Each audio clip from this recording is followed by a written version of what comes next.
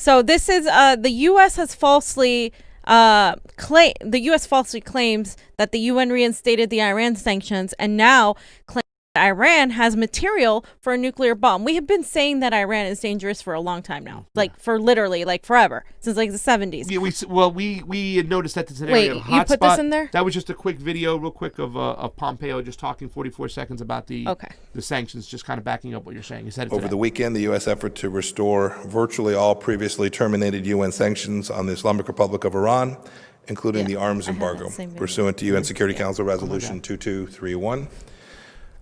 The Trump administration has always been honest about what the Iranian regime really is. A radical revolutionary and the world's leading state sponsor of terrorism and anti-Semitism. President Trump understood that the JCPOA was an abject failure. It didn't bring Iran into the community of nations or block Tehran's path to a nuclear weapon. I like his tie, fan. Okay, so the United States is going to slap sanctions on over 24 targets tied to Iran arms on Monday. This is part of Trump's effort to limit Tehran's regional interference. And they say the U.S. officials say that Iran would have enough fissile material for nuclear bombs by the end of this year. So fissile. So they said that they're doing this fear mongering to kind of foment this war, because this is getting really bad, especially when you go along with the sanctions. And as you heard Pompeo talk about the sanctions, this is what the sanctions have done so far, though. And I wanted to point this out because Nicole Alexander Fisher posted this. The latest U.S. sanctions slapped onto Syria have caused a major gasoline shortages.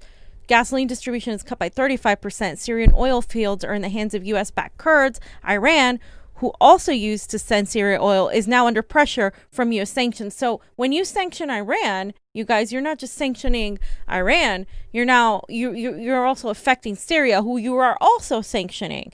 And so we are seeing these allyships form. We are seeing Iran, Syria, Russia, China, and then on the other end, you're seeing U.S. and their allies. However, the UN is really upset with the U.S. right now because of the hypocrisy of our government and how specifically the military-industrial complex and how we have handled the Iran nuclear deal. So I just wanted to do a little quick summary of what has happened in regard to these sanctions, because as of this morning, the U.S. unilaterally snaps back Iran sanctions, and they claim that the UN is also backing them, even though the UN has actually said the opposite.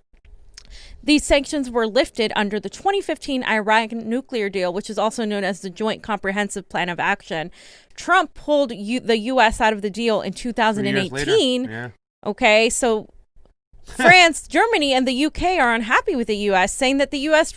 dissolved this, so the restoring the sanctions is legally void. So because we dissolved the Iran nuclear deal, then this has it's a moot point. It has no hold.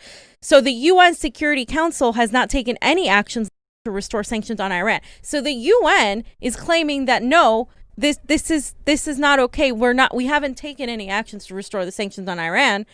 And then the Russian Foreign Ministry claims that the U.S. is pressuring the UN with aim at turning it into a tool of the United States, bullying them as well. And Iran also says that the U.S. is bullying because of their power in markets, but they also vow retaliation. And then many Iranians have spoken about how the U.S. used to hold all this power in the markets, and, they can go around bullying people and they can get away with it.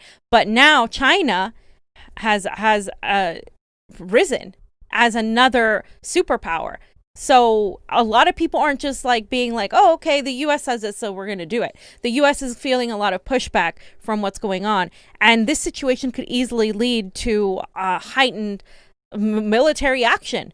The U.S. is right now in 2020 saying that we have weapons of mass.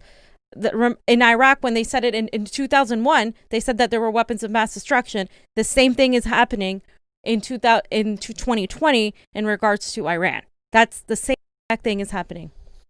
And it's scary because, again, nuclear war is one of the the things that we don't really look at because it's so far removed. It's foreign policy is so far away from us.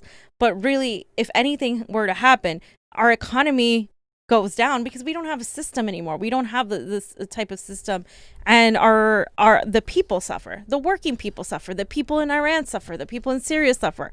It's only these oligarchs that are fighting these wars. All right, let's talk about something here, fam. Before we pull up the Chang thing real quick, because I know we're kind of going over right now. We've been 72 minutes, but I've been hoping and wondering and praying. You know, I had a dream one day that Maduro said, "You know what, Donald Trump, I'll give you all the oil. Take it. You just give us money and you give us funding for green energy, currents, wind, solar." Why doesn't the Middle East and some of these countries that are always under attack of the United States, and maybe there's an answer, why don't they invest heavily into renewable energy, like fossil, and get away from fossil fuels? Well, they're getting themselves? sanctioned?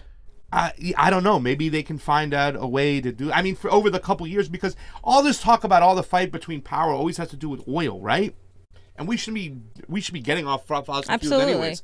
So I don't know. I mean, I'm just kind of fishing for an answer, because I did have that dream that Maduro would say, "You know what? We're going to use currents. We're on the water here. We're going to use currents. We're going to use solar. We're going to power grid our whole country with renewables, and we'll give you guys all the oil." Do you think the United States would let them? No, do I that? think they would bomb their fucking facilities. I mean, if yeah, they tried. that's the But thing. at least put it up there and say, okay, you know what I'm saying? We're the bully Get of the the Chinese world. to fund it. You know, the Chinese funded that dam in Ethiopia. I don't know. I mean, I'm just thinking about something, because really, to tell you the truth, more than anything, I would always hoped that we would be moving away from fossil fuels right now. And a lot of these fights and everything that's going on when it comes to Saudi Arabia and Ramco and the bombing of Iran and taking away the oil from Syria has to do with fossil fuels.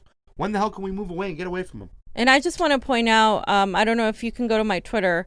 This is what I was trying to say earlier, is we use the same tactics of saying these countries in the Middle East have weapons of some sort, that they are a threat to our democracy. And that's what that lady was saying in that interview. She was saying, "Oh, well, we have to be there. Our presence is there. It's absolutely necessary." Otherwise, a power vacuum. You want a power vacuum? Yeah. And they were laughing. Peter Lavelle, who's a Republican, a conservative, goes, "Oh my God!" And even Lionel was like, "You're a master of simplification. You have every single trope, every bumper sticker thing you can get out there. The nerve of you to do this here is crazy." That's my Lionel.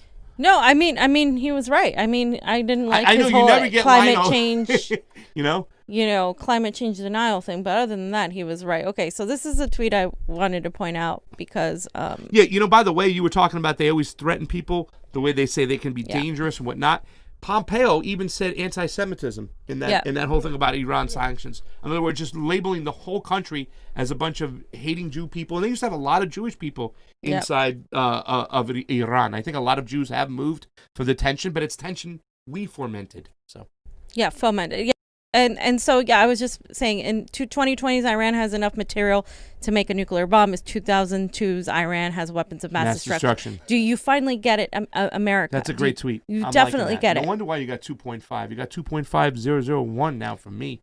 Well, because this is the same strategy we use time and time again to get people to say, okay, well, we need to go and protect democracy. And people still don't get it. People are still saying, well, what? Maybe Iran needs to be sanctioned because we need to protect democracy. You're literally regurgitating a narrative. You don't even know what you're talking about. It's the same bullshit strategy that they keep saying over and over and over again.